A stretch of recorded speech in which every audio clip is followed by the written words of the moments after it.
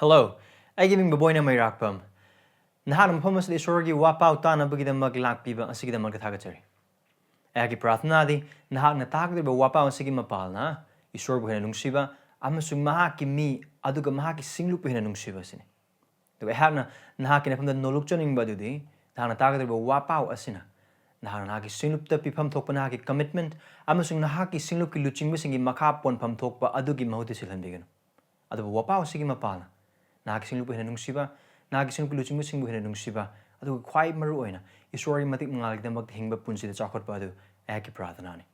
Ibang umaki wapaw taminas.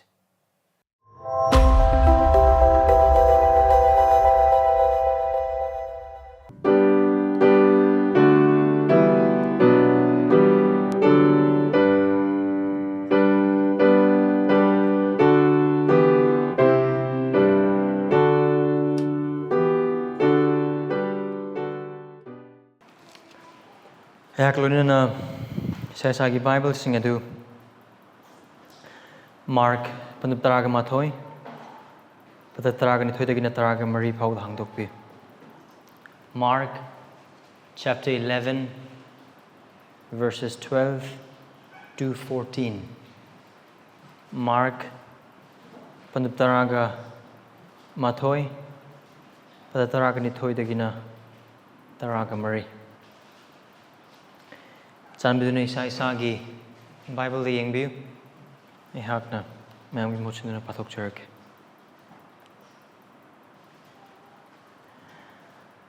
Aduga mathangi numita makoy na Bethania thadok matamda mahak chak lamnami. Aduga thapadagi manapan mahit pambi ama ubada madu mahai palamba yai haina khanduna mahak na madu imanaka chatki. Mahak na changsinba matamda madu mana ngakta ngairami. Maramdi matam adu hait panba matam natte. Adugi Jisu na hait pambi du haiki. Haujuktagi hauna kana amatana nangondagi mahai amuk hana chadasana. Madu mahaki sibok singa tarami. Si sorgi wahini. Prathna tausing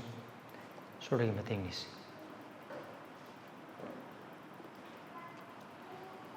Ipa Nahakki mating yaudana. Ekogi mang leba Khristagi wahei masung thongdog asibu. Khangba masung asigi mapana punsi chang yengba aduga asigi mapalna ekogi punsine hingba oithokte. Maramsini bungona Nahakki na pamda Nahakki thawai singbu akan bathabak subiba adugi mating nizari. Sadokuduriba ihak tagaduriba koi khudingmak. Prabhu ikhuda Nahakki akan batabak subi. Tana banakong loksunjana ba thamoi. Prabhu ikhuda pinabi. Pastor koigi langtak na ba charang na ba Prabhu khudingmak singadu. Nahakki wahaygi mapala. Nahakki thawjalgi mapala. Tuktahanbi. Aikhogi thamoi phathabi. Nahakki wahay tabada thuba singo henbi. Wakhal khanbada thuba singo henbi. Ubada thuba singo henbi. Aduga sige mapala. Aikhoda Nahakki ning batakpi amasung khanghanbi aduga khubina sanapa Khristagi sakamda onthokpi. Prabhu Saitanang saro langsingdagi amasung Nahakki wahai asibu machang oina munna taba adudagi lapna thamgadova amasung adudagi aikhoibu Nahakki wahai taba adu oithoklodabu khudingmak singdagi aikhoibu kanbi. Prabhu mama oibasingna Nahakki wahai se taba phangjanabagidamagta macha oibasingi thamoi phathabi maruin angang machasing. Adugi pasu Nahakki wahai asigi mapana aikhoibu sudokpi aikhoibu chamthokpi Nahakki minggidamak Nahakki matik mangagidamak aikhoibu mateng pangbi aikhoibu mateng pangbi Jisu imini jaribani. Amen.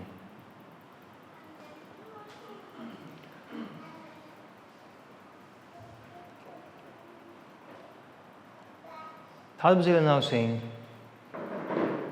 Christian khudingmakna thajabagi mahei yanpham thoe. Aduga Christian khudingmakna thajabagi mahei soiduna yangani. Haribasi Christabu thajabani haikraba khudingmakki punsida soiduna achumba oigaduba hiramamani. Thajabagi mahei yanba. Haribasi thoidokpa maramdi Christian oiba haibasi miyoibagi hotna zamanna natraga pangal ohenba manate. Kana amatana Christian ohenba ngamde aduga Christian olhanba ngamde. Wari sanabale Christian olhanba I di Christian onge I koi di Christian ola ini. No. Miyoibagi pangal amatana aduga I koi pangal amatana koi Christian onba ngamde. Aduga oisu oithok de. Aduga hairiba asigi ona tainabada Christian oiba haiba asi isor khaktangi thabakni. Isor khaktana mi amabu Christian oihanbani. Aduga mahak khaktana mi amabu Christian oihanba ngami. Aduga hairiba si mahakna thawai sengbagi mapana pap chenba miyoi amabu thawai da nauna pokhanbiduna Jesu Khristagi aphaba wapau da tabada wakhal taba pibiduna aduga madugi mapana paptagi pungning hongba amasung Jesu da chanbiba amasung Prabhu oina thajaba ani asi thawjaluna pibiduna mi adugi punsida oithokhanba amane. Now asambalona da hai boiba taragadi pungning hongba thajaba amasung aphaba wapau da taba khudingmaksing ase isorna papi amada piba khudolgi mapalna thawjalna oithokhanba amane adugi mapalane Christian oiribase. Aduga Christian khudingmakta Christian oikraba khudingmakta aikuna su congregational reading the park minakraba aduga Christian oikraba khudingmakta isorgi thawaina nungda lengdana lay. Aduga leibadu ichamchamna leibana te thabak subiduna lay thawaiga akanba thabak isorgi wahaigi mapalna thadabasingi punba hiram khudingmaksinga aduda mahanga thabak subiduna lay. Aduna Christian amana thajabagi mahei yangadoriba ase Isorna pamba mahai sing adu aikhoigi pangal khaktana hotnaraga aikhoina sungdoklaga aikhoina puthoklaga yangadaba mahai sing amanate adu thajaba khudingmakki nungda lariba thawai asengbagi thabak subibagi mapalna aikhoigi punsida uba phanglakadaba mahai sing ngaktane haibadne koina galate pada manga pada kungani thoyam sung kun gumdoi da aikhoina ngasi ay paminaba matamda ukhraba adu aduga haiba isorgi wahai adugi matungina Christian aikhoidagi uba phangadaba thajabagi mahai asimak aikhoigi nungda lengdana leiba thabak subiduna leiriba thawai sengbagi mapan oiba mahai sing aikhoigi nungda thawaigi mapana haiba mahai sing leiraba amane marmaduna haiba mahai asi thajaba oikraba khudingmaktagi Christian uba pame aduga Haiba thajabagi mahei sing se yanpham thoe. Aduga kanagumana Christian ni haina hairaga haiba mahei asi mi adugi punsidagi ama phawba udrabadi again perfection gi wari nate mapung phana yanbagi wari nate adu mahei adu uba phangba nagate padu manga padu kumin thoe kulhumbe da yawkraba thawagi mahei adu haiba mi adugi punsidagi ama phawba udrabadi adugi thoidokpa maram adudi Mahaki nungda isorgi thawai leitabana maram oragani. Aduga hairiba punsi mahing asida Christian haiba ming ase mi da pakpa oiba taragasu Christian oiba chanaba sing ningthisina ngak oiba taragasu church ka ba Bible pa ba prathna toba singluki member oiba paisa katpa haiba khudingmaksing mapanthang eba khudingmaksing lonimak toba oiba taragasu thajabagi mahei oiriba isorbu nungsiba mahaki misingbu nungsiba aduga asengmagi punsida chawkhatpa nai nei hingba haiba asi amatta mahei yanbadu udaba oiba taragadi mi adu Christian nate aduga haiba sing adu Jesuna wayengduna aduga manghangani aduga ngasi numita aikoina pamina kraba Jesu Khristana mahei yandaba hai pambi amabu sira pibagi wari ase asigi thodok ase aikoina hojik ta kraba hana nakhoi namang da hai kraba khudingmaksing adu uba phangba wari mani mapham mani jaga mani maramdi thajabagi punsida mahei mathau tai ngasigi wapau jigi title high bataragadi sini mahei mathau tai fruit matters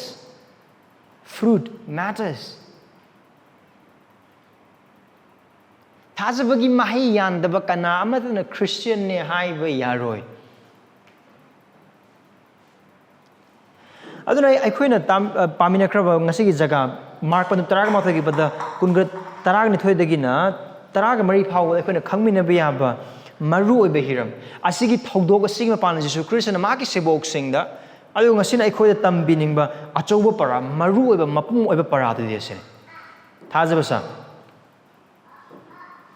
ken karigi mang thajabasa haina haiba no mamdi asigi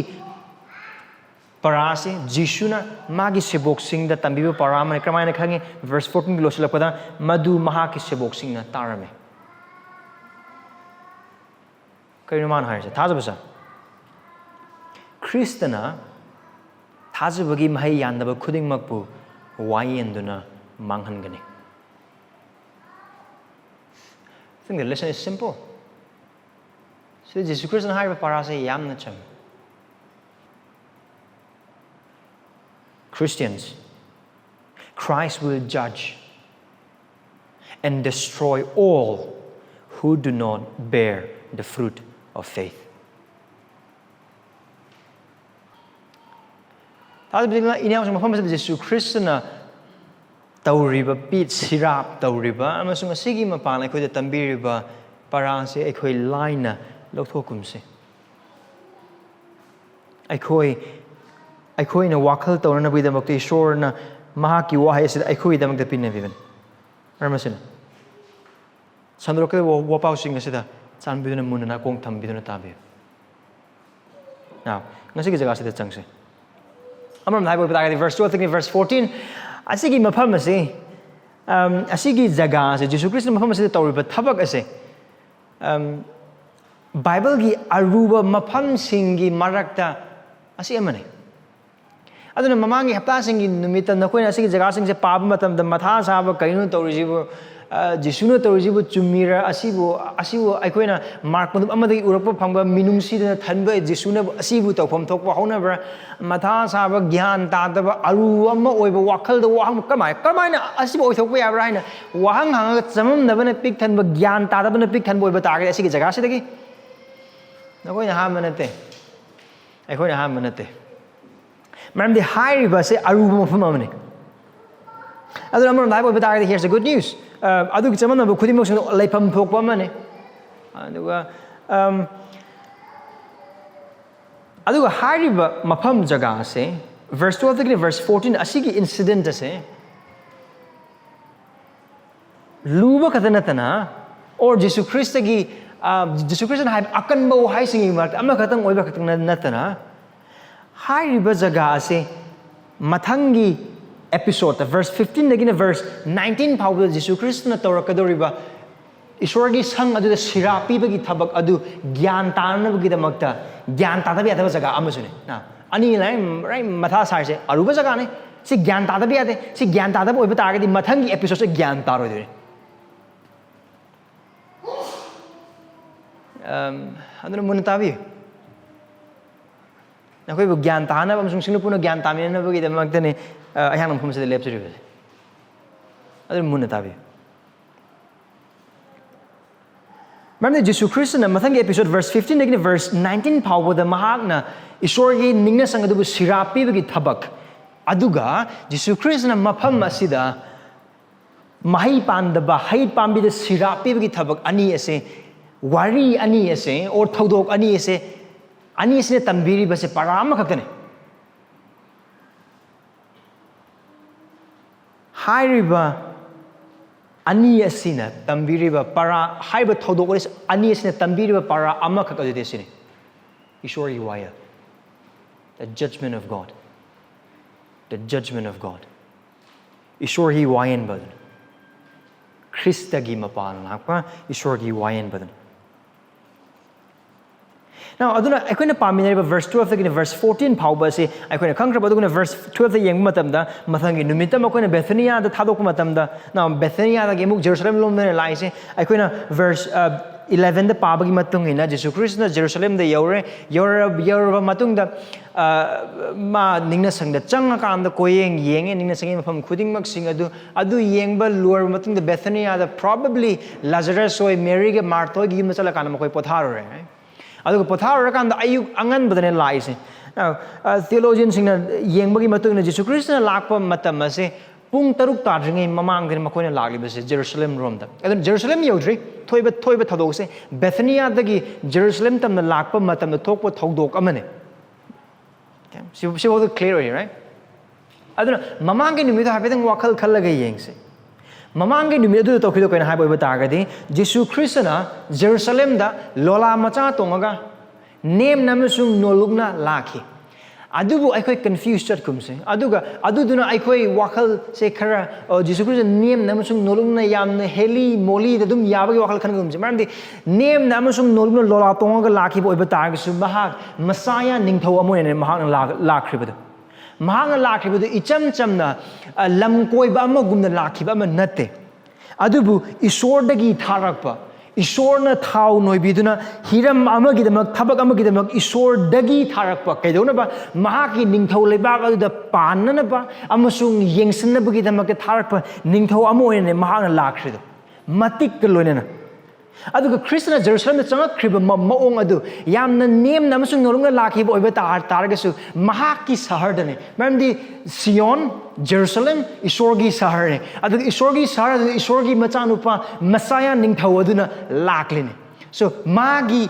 sahar ne laise man mapu ne laise icham samane ningthau ne laise aduga mahana lakpa matam da su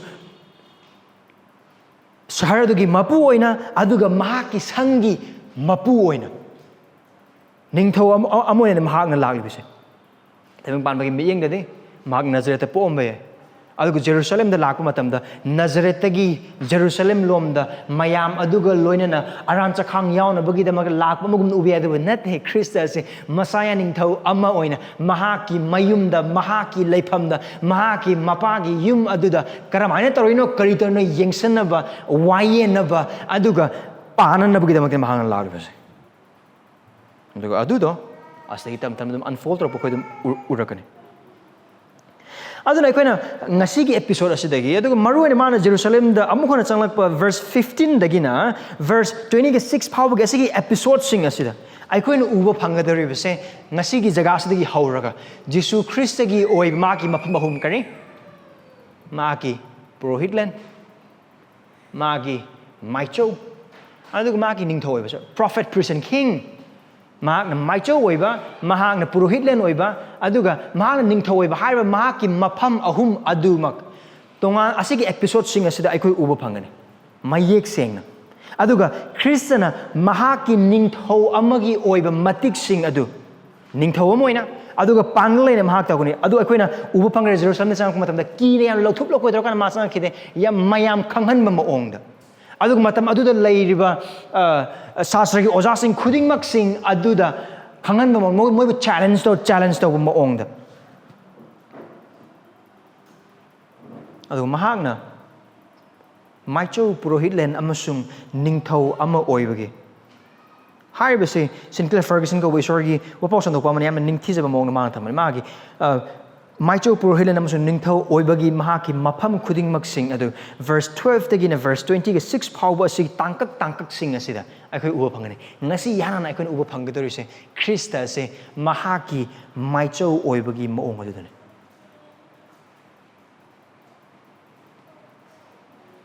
aduga aikoi chamam nagumse Khristana ningna sangtana lagbase malakida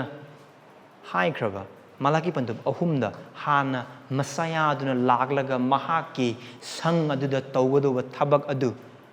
mapung phan amasung thunghan mamong adune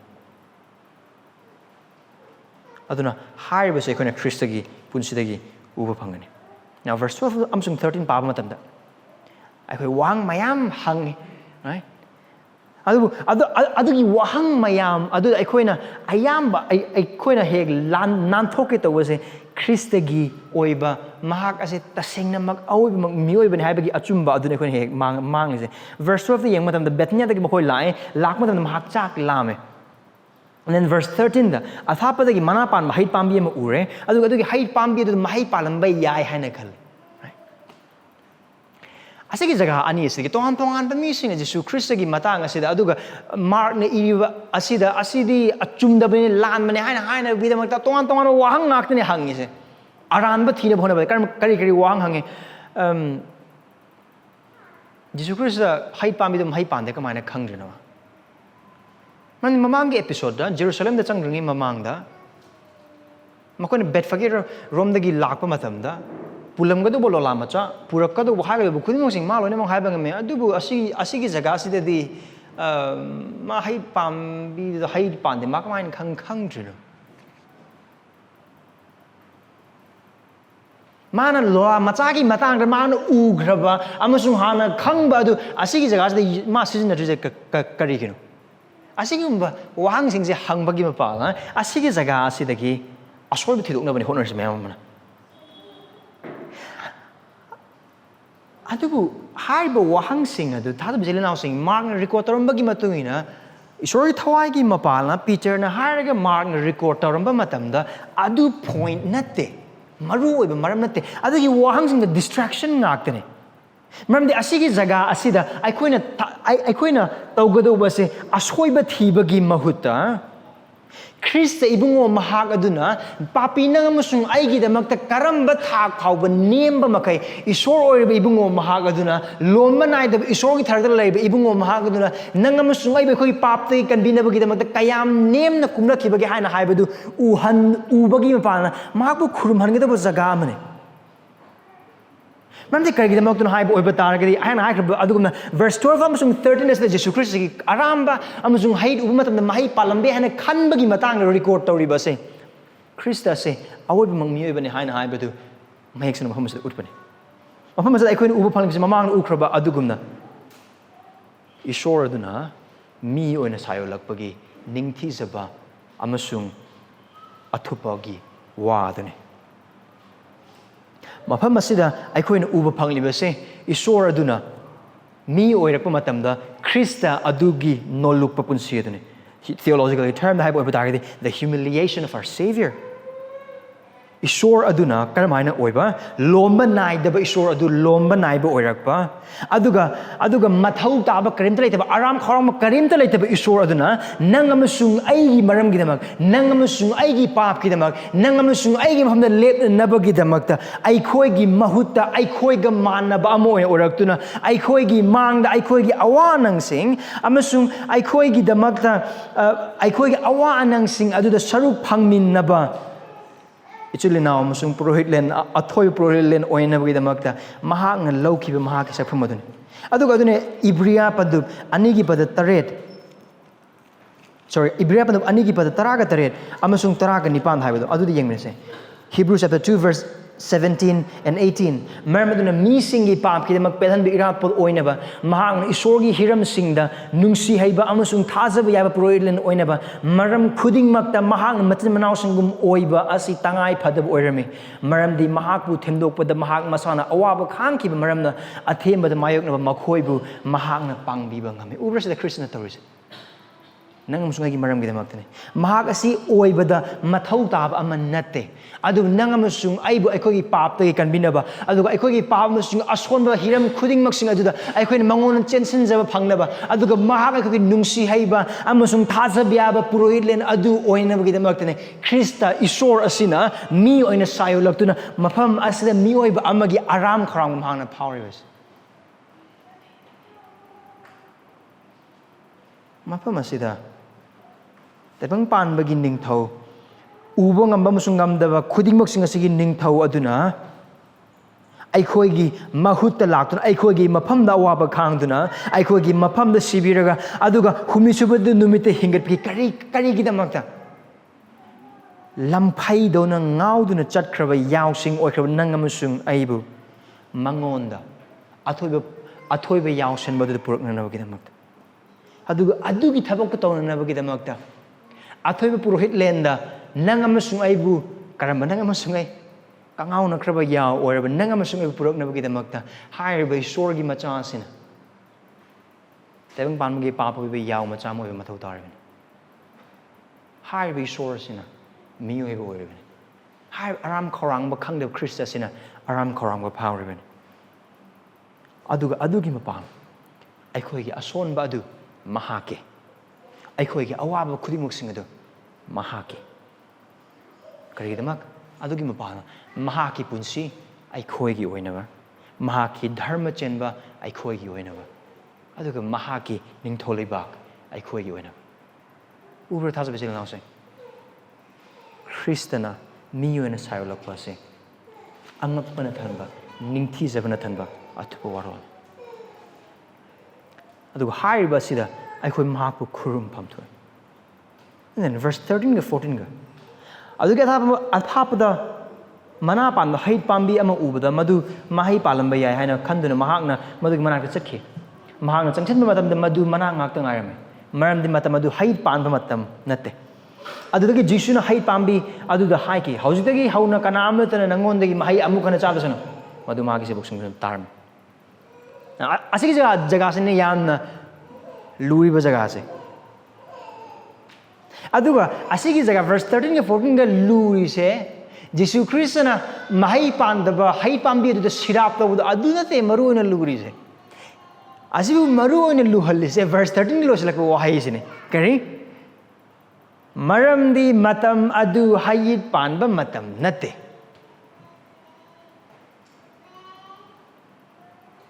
now asigi jaga se papa matam da verse 14 parpa matam da ai wakhal khan mami na bible se pabo batara ga de ha kadu se nakom da kaino se Jesu na tawri phare hayit pande matam na tabai ne pandri do matam natadana panjada ba hayit pambi du changjal laga Jesu Khristana sirap to sure se karigino luina now asigi arubasina maram or ga tongan makal ge theory ma'am amane why isori why ne ne missing tongan mo ong na kangbu khara mana asigi arubase hantana ba kangbu khara mana asigi why se lauthok na ba kangbu khara amana karinoma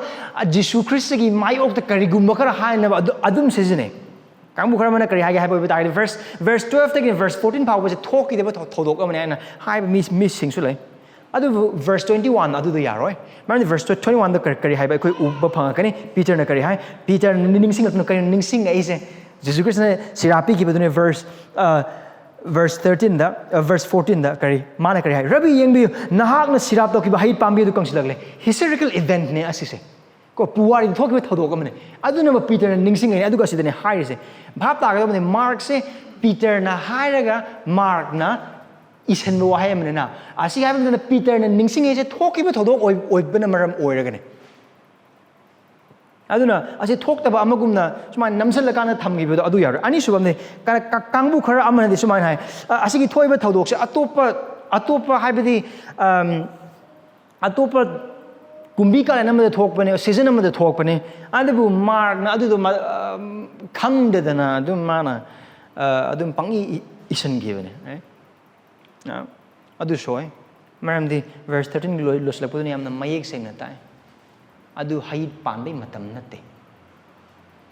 amaram dadi asida season ebu why say original language gi angak bo oiba tar ka di adu gi matungi adu ai friend makha ta dum haijar kani mafam se iri ba maong asina se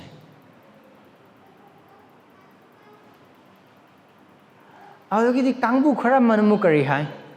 asi se Jesu Christ na pandam moina tambi bani adubu adum matang anobu ahan bu Christian singna amade madum copy dum tauna bada asigi pandam moina hai gi bu wai sing se thodok amagum na ohelakhi parable turn into an incident adu oithok te am the isor chin thi de isor gi thawai sing apang manate ahum se tab ya da banga tene aduga Kangmu karamana asigi wari se kaidona bagi damak season Christianity asibu namthana ba amasung Jesu Khristagi maki or pap chen ba punsi da kari si pap chen ba si sauraga kaisuna taba pambi asibu kanghan ba asibu sirap to aduda Jesu Khristagi oiba magi oiba character magi pap chen da ba aduda pap chele haina haina bagi damak season ba kangmu sing sudum laite ba nate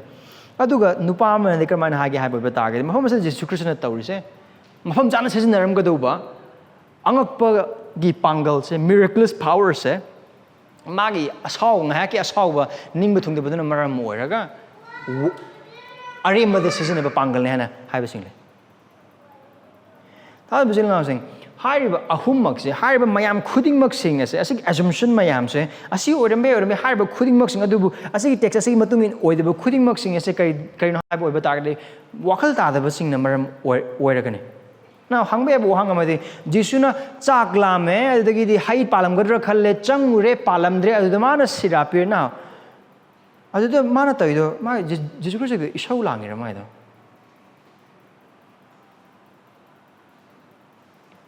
chaklamaga chaba phangdebagi isau langba not angry kitana taba hungry and angry hungry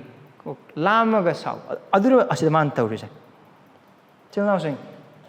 Wang pa kumde nate Jesu Khristna toriba thaba khudimak singse sauraga sirapi ki ba manate karigumba adumak oiram boiba daraga de Khrista pap tawdi haina haiba duda achouba mami tatarmani nate aduga asida yeliba mayam khudimak singse kan haiba oiba daraga de asina adoba isori wapau sandok mi amana mi am ningthi jam mong puthro pune mana asa Jesu Christ na mai pan da hai asida sirapi ba matam da problem lai riba mi sing se nungti ni mi khudima ki ari bolan na bagi matam da lanjada ba yaw mayam halaga bali kat pa amasung iyak pa to de ayet pa amat laite right asoi ba thiri ba kangu sing de se adu kariguma Jesu Christ mafam asida tawriba Jesu Christ natna atopu nupa ma laka na sigi hai pambi se kathalaga sing oina chanthoki boiba targa kaisu wangam da bagi changyan wange adu bhaiba Christ asina asigi zaga asigi mapala asigi thodok asigi mapala mahaki sebok singda maru oiba para ama tambina na bagi damakta asigi angak pa thabak asigi mapala maru oiba para ama tambina bagi damakta Christ asigi pambi se season rakpa matam dadi kari hai Meaning Maria na bagi Maria ni yan na bang acting. Kang bukar amana kari hai. Asi kaso lanjada ba u magi asaw ba duna uje pura lem aremba amatale aremba tal. He has just wasted this tree. No, it's not. The tree has not been wasted. Jesu Khristna asigi upambi se hait pan da ba upambi se kaso manghan banate. Hena ningthi je mong season ba mane. Christ have used this tree, lifted up this tree as a lesson for many. Asigi mahei yandaba hai pambi asidagi Khristna tambiriba para asigi gi mapala mangkraba thawai kamamana kandiba phangi aduga papu line lothokpa musu isorbu yang lobo mising aduda pungning hom mayam pinabi asigi u pambi sirapi kiba u pambi asigi mapala mangkraba thawai mayam kandiba phangale loi kraba sirapi kraba pambi ase thajabasing gi damakta para amoi ngasi pabodum leire No, Jesus didn't waste this tree. No. He used it purposefully. Aduna haiba aruba se achumba maong de bhap tanna bagi damakti aikoina wakhal tagdo hiram ahum le. Hiram ahum. Adu mathang yan hamba de Palestine da leiba mafam aduda hait pambi se karam haina tawge han habi khoi karam khangma mathau tai. Yan hamba de aduan khangma mathau tai. Verse 13 ki B da kun upang kriba maram di matamadu hait pam matam na te haina haiba wahai se original language of the yang boy bataraga de hena ningthi sena haram gado mong the rendering chung na taram gado rendering do hait pam matam natte haina haiba natte asina hena matha sale se haram gado mong du karman haram gado na haiba bataraga de hait munbagi matam natte haina haiba wai season gado adu asina season haiba wai se original language season haiba wai season se hait pan bagi matang de season hait munbagi matang de amni Palestine da hait pan bagi matam ani khagle ngan pan hait aduga thengna pan ba hit aduga ahan bagi hait pan ba se ꯀꯔꯝꯍꯥꯏꯅ ꯍꯥꯏꯕ ꯑꯣꯏꯕ ꯇꯥꯔꯒꯗꯤ ꯑꯗꯨꯒꯤ ꯍꯩ ꯑꯗꯨꯒꯤ mahei ꯑꯗꯨꯒꯤ ꯃꯃꯤꯡꯗꯣ tax ꯀꯧꯋꯦ TAQSH tax ꯑꯗꯨꯒ ꯍꯥꯏꯔꯤꯕ tax ꯍꯥꯏꯕ maheiꯁꯦ ꯆꯥꯕ ꯌꯥꯕ ꯑꯗꯨꯒ ꯆꯥꯕ ꯌꯥꯕ mahei ꯑꯃꯅꯤ ꯃꯌꯥꯝꯅ ꯊꯑꯣꯏꯅ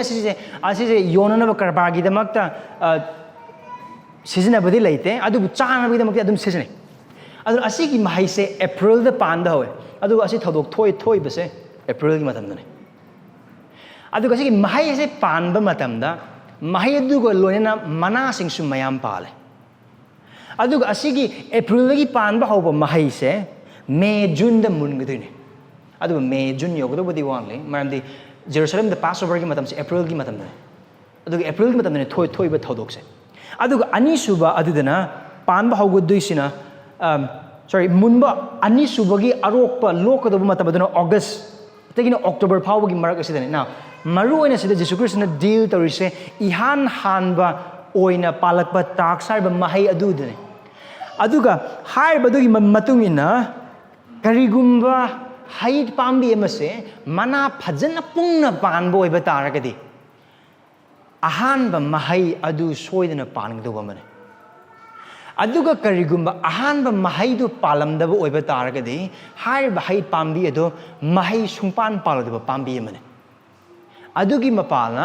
ꯍꯩ ꯄꯥꯝꯕꯤ ꯑꯃꯁꯦ mahei ꯐꯖꯅ ꯄꯥꯟꯒꯅꯤ ꯄꯥꯜꯂꯣꯏ ꯐꯖꯅ ꯈꯪꯒꯗꯣꯏꯅꯤ ꯑꯗꯨꯒꯤ ꯃꯄꯥꯜꯅꯤ ꯑꯗꯨꯒ ꯃꯐꯝꯁꯤꯗ ꯑꯩꯈꯣꯏꯅ ꯎꯔꯤꯁꯦ ꯀꯔꯤꯅꯣ ꯖꯤꯁꯨ ꯈ꯭ꯔꯤꯁꯇꯅ ꯎꯕ ꯃꯇꯝꯗ ꯍꯩ ꯑꯗꯨ ꯄꯥꯝꯕꯤ ꯑꯗꯨꯛꯀꯤ ꯃꯇꯤꯛ ꯌꯥꯝꯅ ꯌꯥꯝꯃꯦ ꯃꯅꯥ ꯑꯗꯨꯛꯀꯤ ꯃꯇꯤꯛ ꯌꯥꯝꯅ ꯌꯥꯝꯃꯦ ꯑꯗꯨꯅ ꯑꯗꯨ ꯄꯥꯜꯂꯝꯒꯅꯤ ꯍꯥꯏꯕꯗꯨꯅꯤ ꯖꯤꯁꯨ ꯈ꯭ꯔꯤꯁꯇꯅ ꯈꯜꯂꯤꯁꯦ ꯃꯔꯝꯗꯤ ꯄꯥꯟꯐꯝ ꯊꯣꯛꯄ ꯑꯗꯨꯒ ꯄꯥꯜꯂꯝꯗꯕ ꯑꯣꯏꯕ ꯇꯥꯔꯒꯗꯤ ꯍꯥꯏꯔꯤꯕ mahei ꯌꯥꯟꯗꯕ ꯍꯩ ꯄꯥꯝꯕꯤ ꯑꯗꯨ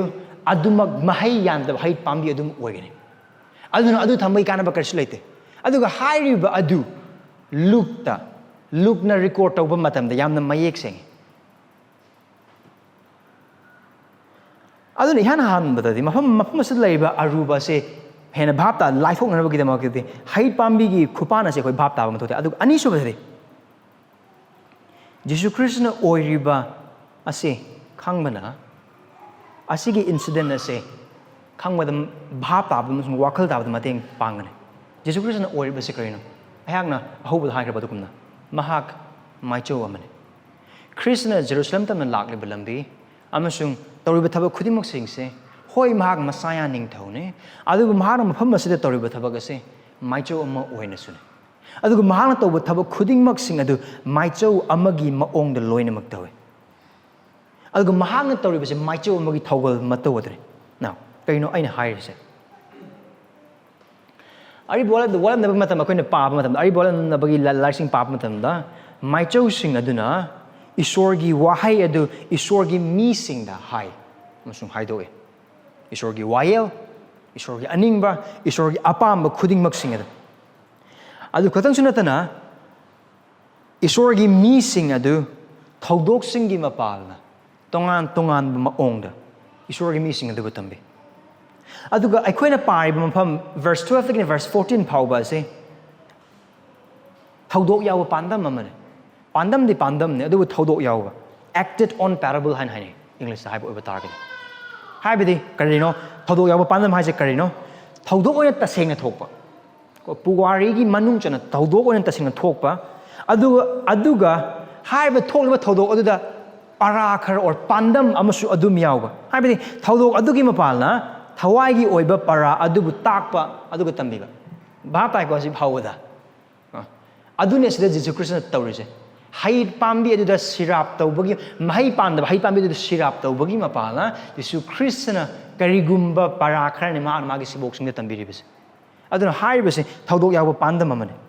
ꯑꯗꯨꯒ ꯍꯥꯏꯔꯤꯕꯁꯦ ꯑꯅꯧꯕ ꯋꯥꯠꯂꯝꯗꯕꯗ ꯑꯅꯧꯕ ꯑꯃ ꯅꯠꯇꯦ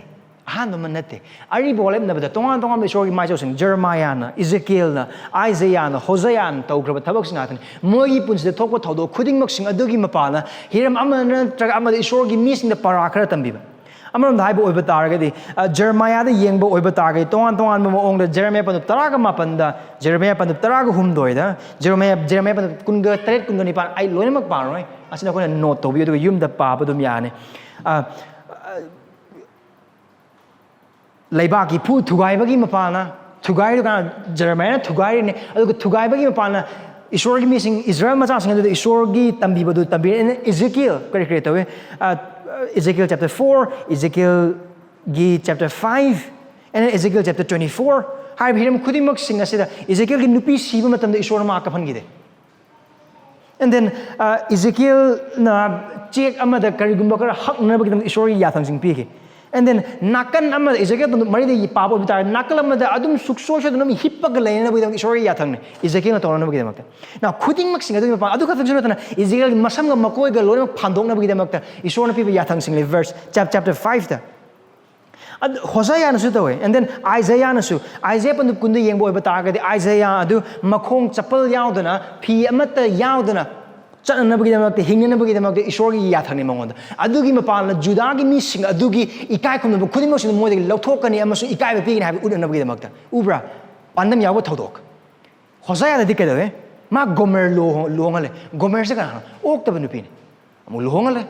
Gomer Tado Chang Ratopunapa, Amukana Lahole, Kaino, the Ulida, Ishorna, Magi, missing it Thajabaya, the man would kill Tozalatune. Now, Christian Muhammad said, Dorise, Maicho Amoina, Ishori Lapa, Maicho Amoina, Maki missing the Ishorgi Tambibu Tambiribin. Other than Christian Muhammad said, Doris. Yanamadi, Hait Pambigi Honabi, Pelesana Carmine, how have the Kangba Mapana, and it's Christian Oiriba, Perry. Mahak adu my choni adu manga tortoriba thogol khudimo se my chogi thogol have the khangba ma adu ahum subadati mafam asina jesu christ na seasonariba thodog sibu seasonariba se praman oina takpa gi moong symbolism it symbolizes something symbolism adu ga haiba praman oina takpa se Khristana mafam asina seasonariba se hait pambini adu ga kariba ko bible sing phasana paboy batagadi marone ari bol na paboy batagadi Hait Pambi is Drakha Pambi Gumna. Ari Boleb Navada. Ishor Gimi or Israel Busaktai. It symbolizes the people of God, Israel. Isaiah, Pandut Mangagi for the three things. Josiah, Pandut Mangagi for the third.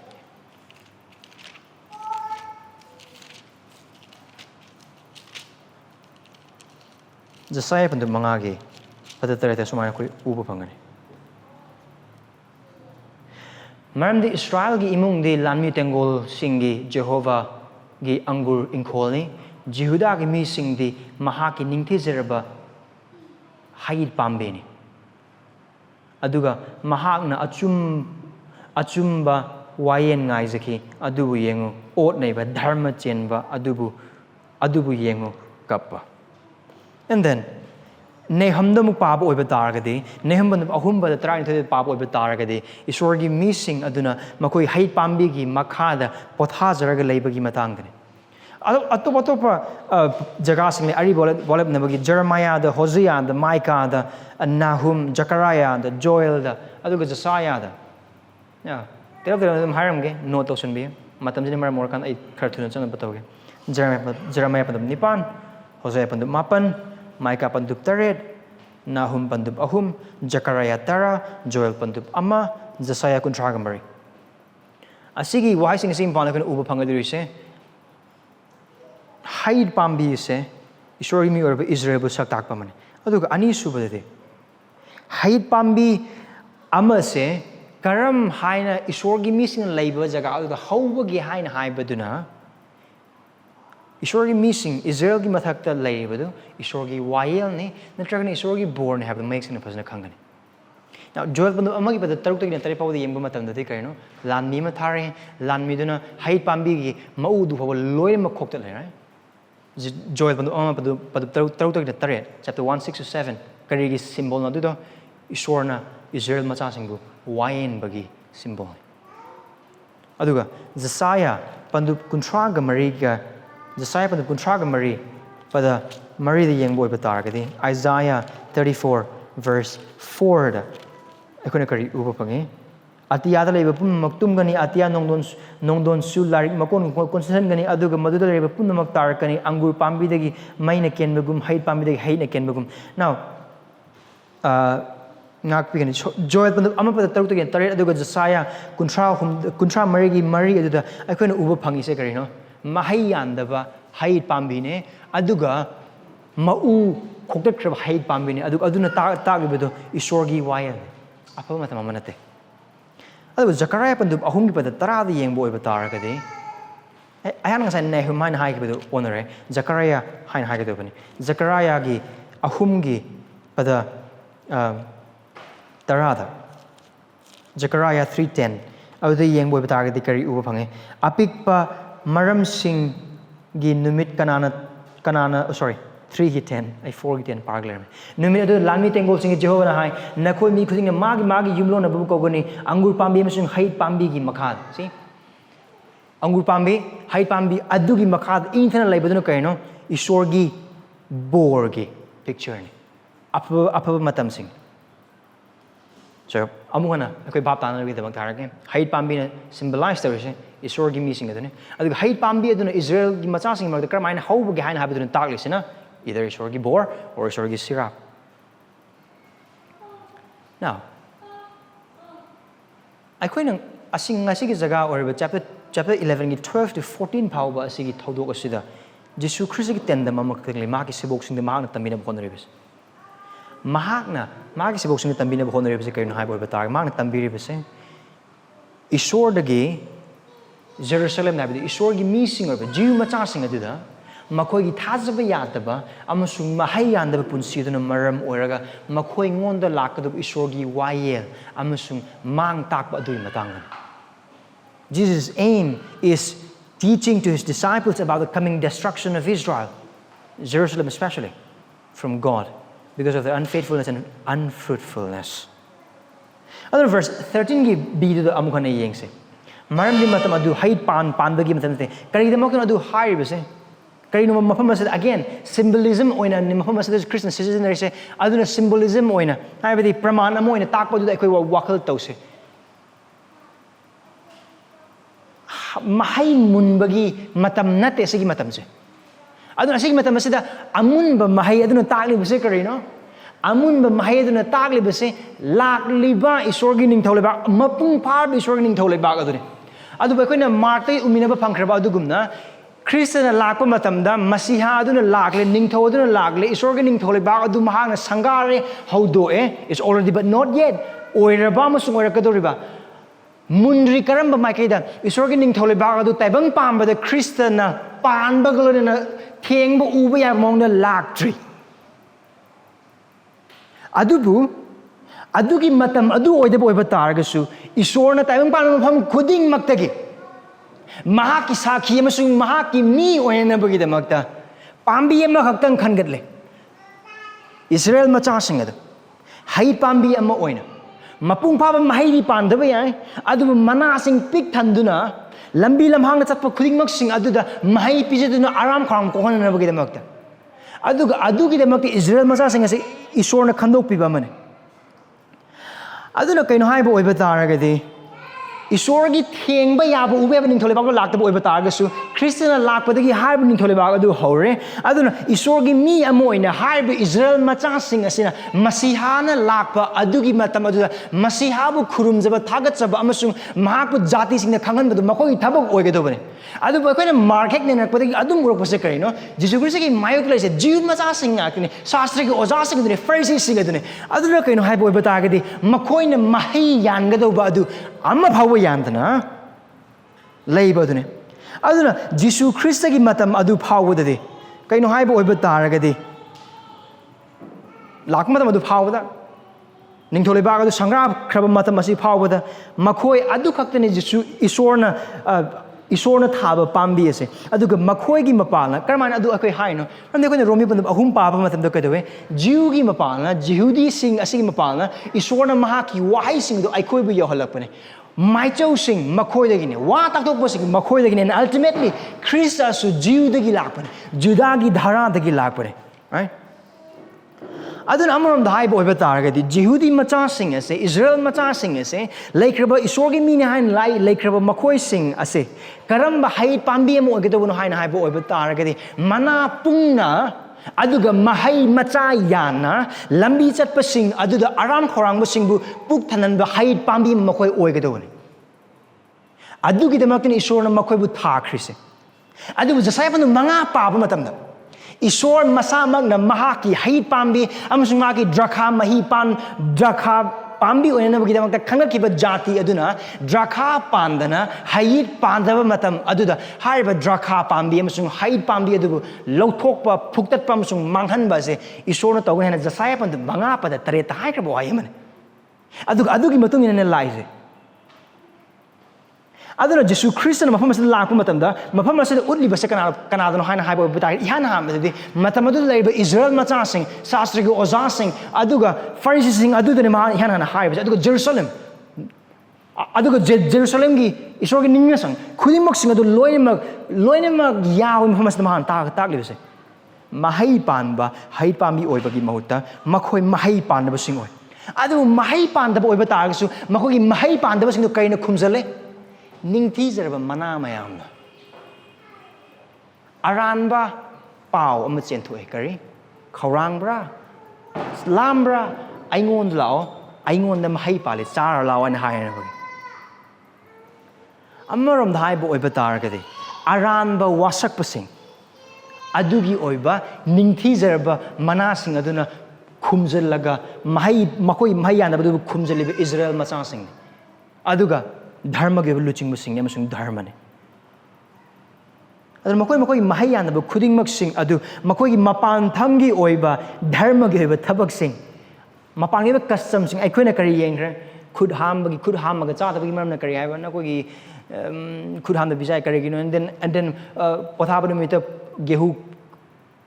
he ga char bagi Jesu Christ da complain da khudingmak sing adi mapanthonggi moi custom sing aduga masana masabu dharma chelhaina khanjaba seliba phizol sing adugi mapalna tawriba prathana fasting mayam lamjawlam hangna prathna taw khudingmak sing adugi mathakta Jerusalem de adukki matik chauna ningthizana lairiba ningthizabana thalaba isor khurumpham ne haina tamkraba isor ningna bagi ningna sanga chawa khudingmak sing aduna makogi mahayana ba khudingmak sing kupslaga kandal lone makole mark on tareki pada taruk Khristana kare chinna de ibu khurme adu makoi thamoi de engon nagi lap nale ubra mahayan da missing ma aduna high missing ase makoi mahayan badi male adu makoi mahayan ba male se Jesu Christana laktriba phawba sidane they seem fruitful the people of Israel seem fruitful until Jesus came to inspect Jesu Christana yengba thidokpa laktringai adu phawbadi Jihudi ki dharma jimuk nuang ba leitraba moi muk dharma chen ba leitraba moi muk mahayan ba ani chudraba moi muk mahayan ba drakha pambi moi muk mahayan ba hai pambi leite Khristana lakriba mandami adu bhawa jasaya pandu manga ki pada tareta maicho jasaya gi mapal isorna wa takthokraba adugumna kari wa taktokpa mahakna laktuna mahakki ningna sangsing aduda mahai sing yengani haina haibadu mahakna laklaga si Jesu Christ na mahai mana mayam panbado si loni jasaya pandu manga pada tareta thokibado adumni thokrise mana pale mana pale mahai palamin changaga yengi Jesu Christ changaga aduni verse 14 the oise karimta palam de right verse 13 manakta chatki Khristana hai pambe de manakta chatle adu kari mahang changchinba matam madu de mana ngakta ngai mai amata palam de Khristana lak matam de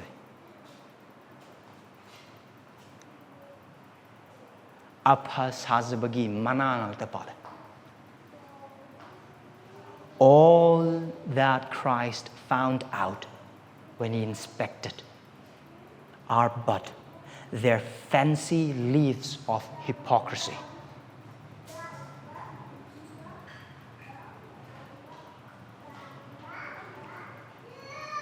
Adon Jesu Khristana asongi hai pamdi de sirap tawe mahai panba malhalaga aranba asa piraga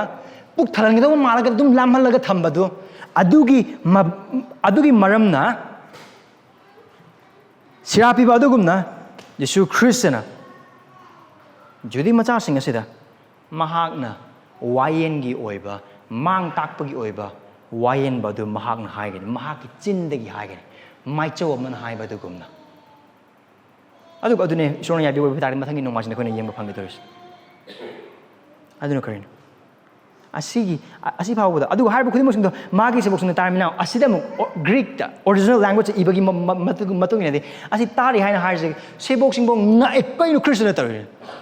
mundaba matam do palam da adu ma sauraga sirap tak sori kai no right adu moi ta ju tai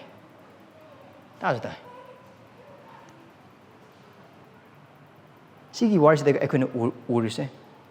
anemba isorgi manaya duna masaya ningthau amoina isorgi misingda isorgi maikai dagi makogi mahei yandaba punsi adu gidamakta waina bani mahak lais aduna kaino haipo iba targadi mafon se Krishna tawurse kaino Jesu Krishna makogi apha sajabagi punsi adu mahak wain gani aduga makogi amang badu mahak na haigani na asigi jaga asri asigi mafam asri karino kuna tampudis ekoi punsina asigi warrior sing wala kramayon hingedis engon hiram hom kukle yan ham dedis samidin munatabi yan ham dedis Cheksillu maramdi mapanthongda Christian mallaga Christian oidaba oithok Cheksillu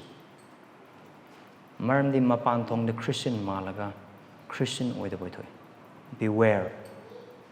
It is possible to look like a Christian outwardly and yet not be one.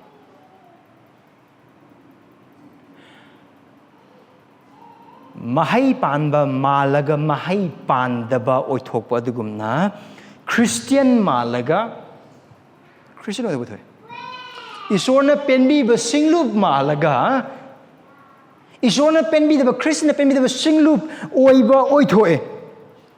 HYBE सिंगलुप की माइके की हाने को Young बत gospel community church की सिंगलुप मुने को अदु हाने येंग से करी करी नो कोई की निंथी जब मना सिंग से कुप्शन में अब मना सिंग apa program sing apa curriculum apa internship apa achumba doctrine achumba isai sing apa choir leba apa music leba tongan makhal gi membership ki structure leba tongan makhal sing adu khudingmak sing adu leiba oiba taragasu Khristana pen da sing pukning hong mathau ta sing oiba da moi thoi ningsingbra phonglok pibagi chithi tare adu maroina Sardis amasung Laodicea gi singlup pikib chithi Sardis karam singlup na aphaba singlup ne program yam haiba singlup ne church planter gi damak planting gi damak ta internship thapam singlup ne doctrine chumna sandok pu singlup ne adu Khristana pungning hongna ba kau gi singlup makogi mahing adu da kari male Sardis gi singlup to ahing ba male they have the reputation of being alive but they are dead mogi thabak me amna ahing ba di male adu moi asiba singlup ne and Laodicea paisa pai ba singlup ne awat pa leita ba singlup ne building phasa ba lei ba singlup ne paisa wat ba singlup ne adu kari Khristagi mangda lai ba minung siningai minung si utpam thok ba singlup ne prosperous yet pitiful that is Laodicea Sardis kari seems alive but death it's possible believers is it announcing oithok aduga akoi amam to as individuals Christian moina kari no koi ningthi jaba mana sing se kari no aphaba larik pa ba right Bible pa ba प्रार्थना तौबा वांगांग मतम the theology gi aphaba wa londa sing phasna sesina ba sermon tab lokan wari sana मतम the achum ba maong sing du khatang chap chana puthorak pa thajab Christian sing pun मतम the karam ba makhal gi londa sing sesina ga loina makhang ba church membership blum lo church members su oiba mapanthang ba custom sing loina mak tauba now pataba matala di khuding sing loina aphaba ngatani Christian mak bunsi upam dok ngakni adu hiram khuding mak sing adu tauna haiba khuding mak sing adu just mapanthang gi lila amoina just like a show adu tawri ba thaba khuding mak sing adu thamoi dagi nataba Christabu nungsibadagi magi misimu nungsibadagi aduga isorna nungda subiba thabak adugi ba pala hingba punsi nataba adu manna ba honaba Christian gi imung da poklak pagi Christian manna ba honaba Christian gi mapura be mayum pan bagi Christian man na bohna ba Christian gi imung amada oira banina pastor adu Christian pastor man na bohna ba missionary man na bohna ba adu gi thawai yaw member adum wari sara ba thawai yaw member man na bohna ba kathok mo thau dai adu oita di kat pagi matang da wari sara matam da ai ngak theket pi anaba katning ba man na bohna ba adubu khudingmakpu adu tobu oiba targasu Christian oidaba oithoi. Ultimate example, Judas Iscariot. Khristagi sahi loin sahi ahum ga makai chatmina ki nupa ne. Jesu Khristagi Bible college sahi ahum ga makai yaw nupa mane. Khristana to ang pathabak khudingmakpu uba tambiba khudingmakpu yawba punna chamina ba punna tumina ba adu ang pathabak to matam ang pathabak to ki nupa ne Judas Iscariot. Karigumba Judas Iscariot Jesu Christ masamak ka laiminaba chaminaba tuminaba amasung chatminakiba aduga angak pathabak tobu loinemak ukiba tandumanga ngani chakiba khudingmakpu adu loinemak yawba Judas Iscariot Khristagi sebo oiramdaba oithok oiba targadi mafam asda phamliba aikhoi loinemak Christian malaga Christian oidaba oithoi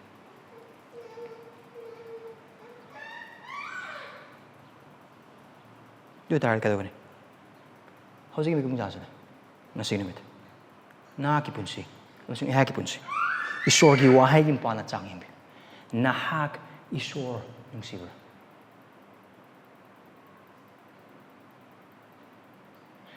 nahak isor gi miorba singlu tasina nungsibra nahak pa phadok tuna asing punsi da chakot ningba amasung adu gi damak khona ba miorba Nahakki pap amasung asonba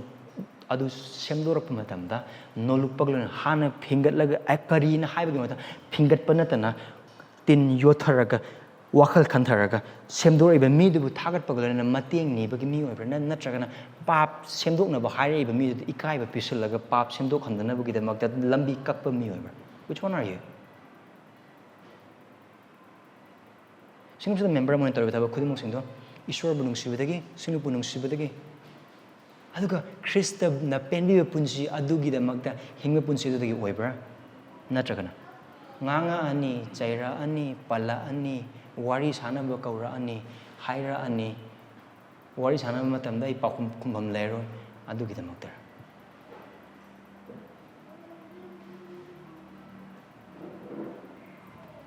How does it now sing? Nasi kami kita Nahakki aran ko kita mamusung Nahakki punsigi da magta kanata na nahak na ngari bes. Krista dara. Natragana nahak na toruba thabak sing dara. Mapanthongda ba thabak khudingmakpu sing phanayam phaba oiba targu chile inaw sing hait mana gumbane. Adam amasung Eve na Isorna chagno haiba haidu charu matungda makhoigi amotpa pap khangle adu isorda gi lona bagida makta makhoi kari sele hait mana karamba hait mana nungsane yeiba matamda thekalak ba hait mana makhoigi ikai ba khumjin ba yada ba hait mana isorda gi lot pangam da ba hait mana khudingmak sing ase aphabane haina khankraba khudingmak sing ase aduda ngaraga adugi damakta karigumba kharagi punsigi damakta napal gi damakta wari sana bi yana gi damakta adum to oi batagidi hait mana sing ne nungsana loina mak kangini Krista da ngajaba adu khaktang na isorna penbi mi hoigani adu singna galate ban mangai pat kun gani thoi amsung kul gum gi matungina thawaigi mahei sing adu Aikoi punsigi upam thoe amasung yan pham thoe now ayu hangde nak thajabagi mahei adu pal depa mi amara nak singmasigi member moina leiba punsi hingi punsi asida nak punsigi uriba khudingmak singido thawai mahei gi mapa noi bra natragana just mana singla pap kupsun naba mayam gi chen biana Aphas Thajabagi mana singna pakup sendirian. And that's my second point. Nahakki thawaigi punsigi matangda thamoi sengu sasinnaganu. Nahakki thawaigi punsigi matangda thamoi sengu sasinnaganu. Be honest and not pretentious about your spiritual life. Be honest and not pretentious about your spiritual life. Thajabasa nausing. I koi Christian or base sorry thawaii no popi bagi mapalmane. Ado chumane. Adu koi thawaii den no na po e haidana. Adu ki no na pokuduna I koi pap to lephan badi kasi leite. Adu hari base thamoi kaininga ba chumba mane adu kaino Christian khudingmak adumak pap to we nung kinami khudingmak ke. Wakhal na thabak na chanbiba na leitol na right? Hai base thamoi kaininga ne. Adu hena thamoi kaininga obam de kaino hai bo betana ke di Christian mayam amade pap to deba amagum adum hingba. Nangi punsi kari pap sing lan thang sorry thawa yam phari. Thajabagi punsi kamai phari sorry thawa. Wa tak na budum hona ba. Thajabagi matang na pu wari sa na bu hona ba. Pap sendorok pu sendorok na budum hona ba. Lay ama chingraga adu lansala ka bu khoi mu kramana tak kani loni mak thi ba. Adu wakhal lo mem sagal la ba defensive yam no oi ba. Thajabasa na sing ai khoi gi punsi da nungti nu khoi ma gi thajaba mo ne tor ba pap khudingmak sing ese ai khoi lot pa ngamoi sor dagi Christ dagi lot pa ngamoi ai khoi pap tori ba mi sing ne pap hena tawna ba license na te se adu ba khoi thamoi kai ngai ne maramdi isor gi thawai ne ko bi no pupi matam da ano ba thamoi ano ba thawai ano ba apam khuding sung adu lone na ko bi kandi khrabane adu asima su achumane ai khoi no pupi boy ba ta ga di ai khoi khudingmak sing se isor na senbi ba loidri. We are all under construction. Mafam masala iba thajabane hai khraba khoi khudingmak sing ase ai khoi khudingmak na chok asengbi punse chokot pugi chang amatta manade ason ba loina magle pap loina magle lotchan ba amasung apha sasin ba amasung kupchen ba adu solution te pap sing adu gi puning hong na ba amasung mahai an thajab punse hingna gi Jisu Khristana khwaidagi tukut chabam sang Khristana khwaidagi yengthiba pap se apa sasabagi pap ne aduna mana kari ko sastra ko jasing nakoi di mapanda machu angauba hairaba mongpham sing ne you are all whitewashed tomb mapanda yamna phajaba manung de apum asa saru sayang na pik thanba karma punjana nangam sungai hingse who are you today ngasig dum na kana Thajabasa na sing na hojik uriba nahak si nahak la or thajabasa na sing na uriba nahak na taba atopa nahak am leiribra. Who are you? Who are you today?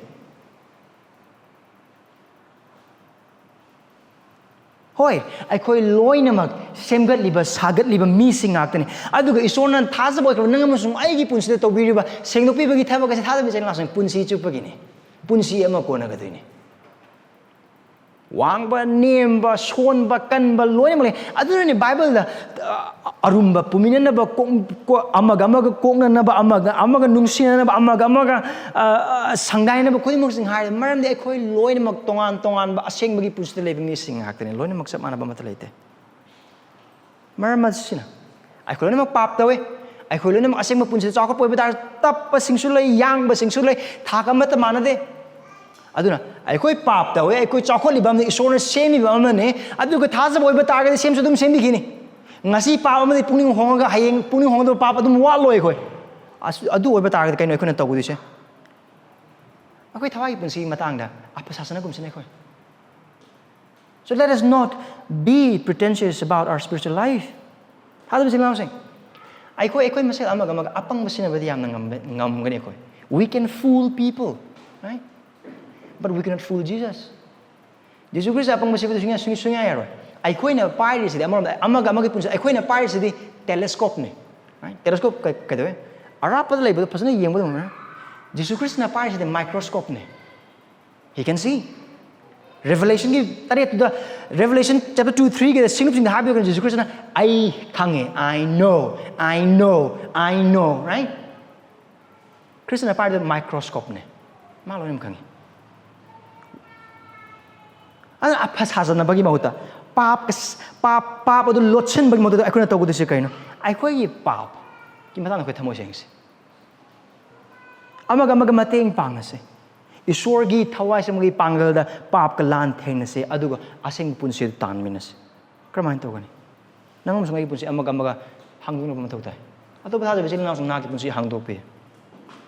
ꯄꯥꯎꯈꯨꯝ ꯄꯤꯕ ꯃꯤ ꯑꯃ ꯑꯣꯏꯕꯤꯌꯨ ꯁꯤꯒꯨꯝꯕꯁꯤꯒꯤ ꯊꯥꯖꯕ ꯑꯇꯩ ꯏꯆꯤꯜ ꯏꯅꯥꯎꯁꯤꯡꯗ ꯄꯥꯎꯈꯨꯝ ꯄꯤꯕ ꯃꯤ ꯑꯃ ꯑꯣꯏꯕꯤꯌꯨ ꯂꯣꯠꯄꯤꯒꯅꯨ ꯑꯐ ꯁꯥꯖꯅꯕꯒꯤ ꯄꯨꯟꯁꯤꯗ ꯍꯤꯡꯕꯤꯒꯅꯨ ꯄꯥꯞ ꯇꯧ ꯍꯥꯏꯕ ꯂꯣꯏꯅꯃꯛ ꯈꯪꯉꯤ ꯍꯥꯏꯗꯣꯛꯅꯗꯕꯒꯤ ꯋꯥ ꯈꯛꯇꯅꯤ ꯑꯗꯨꯒꯤ ꯄꯨꯟꯁꯤꯗ ꯍꯤꯡꯁꯤ ꯃꯌꯥꯝꯅ ꯎꯔꯤꯕꯁꯦ ꯑꯗꯨ ꯑꯣꯏꯁꯤ ꯄꯨꯟꯁꯤ ꯑꯅꯤ ꯊꯣꯛꯅ ꯍꯤꯡꯒꯨꯝꯁꯤ ꯑꯩꯈꯣꯏꯒꯤ ꯄꯨꯟꯁꯤꯗ ꯂꯩꯔꯤꯕ ꯄꯥꯞꯁꯤꯡ ꯈꯪꯗꯣꯛꯁꯤ ꯑꯗꯨ ꯃꯃꯤꯡ ꯄꯟꯗꯨꯅ ꯍꯥꯏꯗꯣꯛꯁꯤ ꯑꯗꯨꯗꯒꯤ ꯄꯨꯛꯅꯤꯡ ꯍꯣꯡꯁꯤ ꯑꯗꯨ ꯍꯥꯏꯔꯤꯕ ꯈꯨꯗꯤꯡꯃꯛꯁꯤꯡ ꯑꯁꯤ ꯑꯣꯏꯊꯣꯛꯑꯦ ꯊꯥꯖꯕ ꯑꯃ ꯑꯣꯏꯕ ꯇꯥꯔꯒꯗꯤ and that's a good news right ꯄꯥꯞꯀ struggle ꯇꯧꯕ ꯄꯥꯞ ꯂꯩꯕ ꯑꯗꯨ bad news ꯑꯣꯏꯕ ꯇꯥꯔꯒꯗꯤ there's a good news it's possible to repent ꯀꯔꯤꯒꯤ ꯃꯔꯝꯗꯤ ꯈ꯭ꯔꯤꯁꯇꯒꯤ ꯃꯄꯥꯟ ꯃꯔꯝꯗꯤ ꯃꯍꯥꯛꯀꯤ ꯍꯟꯗꯣꯛꯄꯤꯕ ꯑꯃꯁꯨꯡ ꯀꯟꯕꯤꯕꯒꯤ ꯊꯕꯛ ꯑꯗꯨꯒꯤ ꯃꯄꯥꯟꯅ ꯃꯥꯒꯤ ꯁꯤꯕ ꯑꯃꯁꯨꯡ ꯍꯤꯡꯒꯠꯄ ꯑꯗꯨꯒꯤ ꯃꯄꯥꯟꯅ ꯑꯩꯈꯣꯏ ꯄꯥꯞꯀꯤ ꯕꯟꯗꯤꯁꯤꯡꯗꯒꯤ ꯅꯤꯡꯈꯥ ꯇꯝꯍꯟꯕꯤꯔꯦ ꯃꯍꯥꯛ ꯑꯩꯈꯣꯏꯒꯤ ꯙꯔꯃ ꯆꯤꯟꯕ ꯑꯃꯁꯨꯡ ꯅꯤꯡ ꯇꯝꯕꯅꯤ ꯑꯗꯨꯅ ꯑꯩꯈꯣꯏ ꯄꯥꯞꯇꯒꯤ ꯄꯨꯛꯅꯤꯡ ꯍꯣꯡꯕ ꯑꯣꯏꯊꯣꯛꯑꯦ ꯑꯗꯨꯒ ꯑꯍꯨꯝꯁꯨꯕ ꯑꯃꯁꯨꯡ ꯑꯔꯣꯏꯕꯗꯗꯤ ꯁꯤꯅꯤ ꯈ꯭ꯔꯤꯁꯇꯒꯤ ꯆꯥꯟꯕꯤꯕ ꯑꯃꯁꯨꯡ ꯁꯥꯊꯤꯕ ꯑꯗꯨꯗ ꯋꯥꯈꯜ ꯇꯧ ꯑꯃꯨꯛꯀ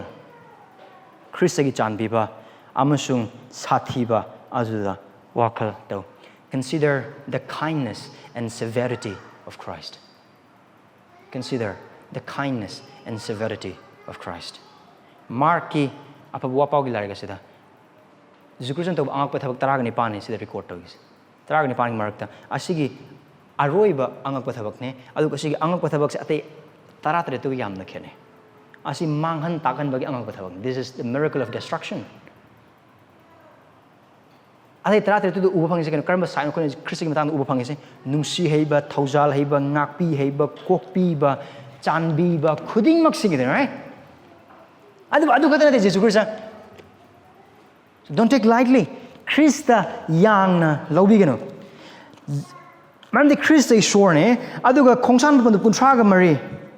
ꯄꯗ 3 ꯑꯃꯁꯨꯡ 8 ꯍꯥꯏꯕꯗꯨ ꯌꯦꯡꯁꯤ Exodus 34 verse 6 and 7 Jehovahna Mosigi mamang lanthokna lauthokki Jehovah isori chanbi heba thaujal heba khang heba lengdab nungsiba amasung achumana thale mahak mi lising da nungsi thaujal urpi ayol ran langjaba amasung pap kokpi adubu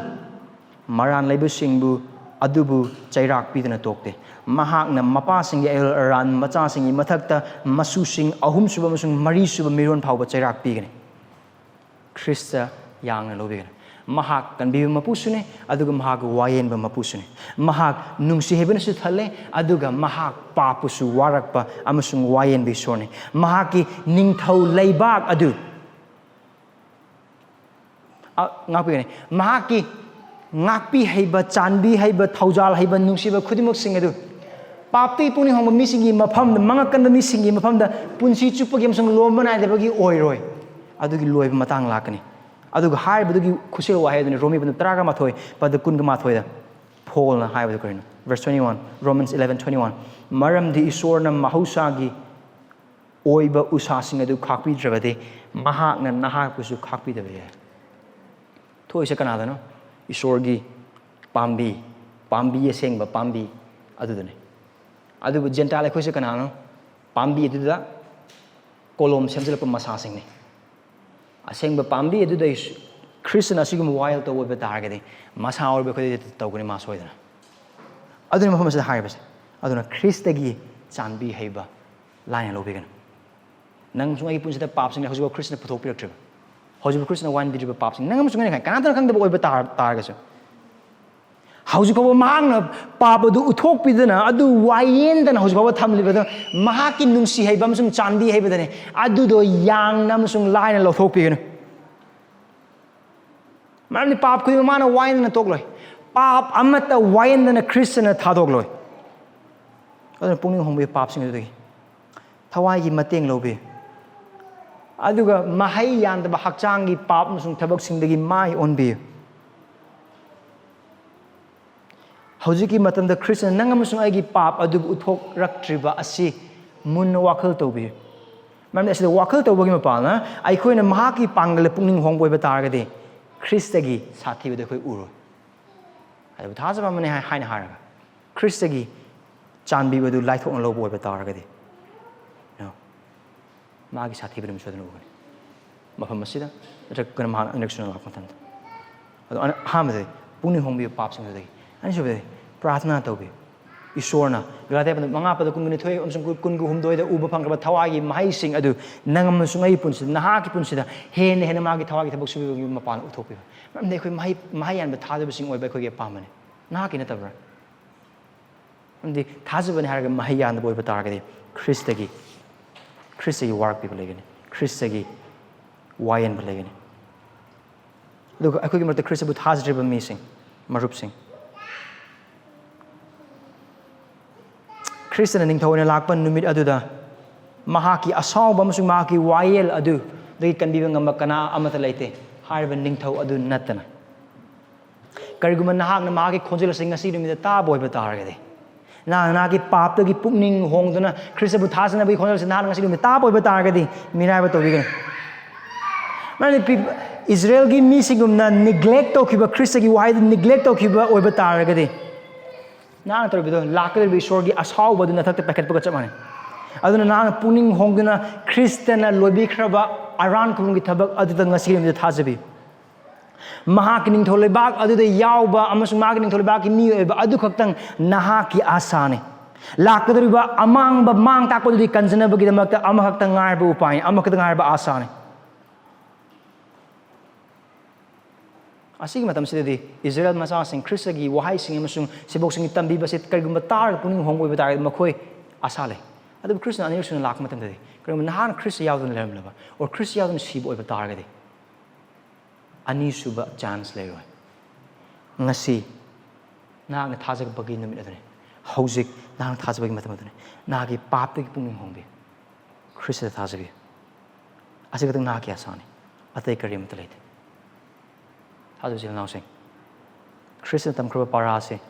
ai khoi kaugums thajabu sing ne tam paras ai khoi mahiyan ba thajabu sing oi bada ibung mang mateng pangmisa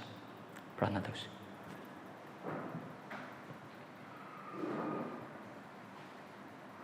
ai sor ai khoi gi punsigi oi ba son ba sing amasung pap sing Juga khoi gi matik chadaba khudingmak sing adu Nahakki wahi mapan utpir aduga sik sunatuna Khristada amasung Khrista khaktang da leiba asa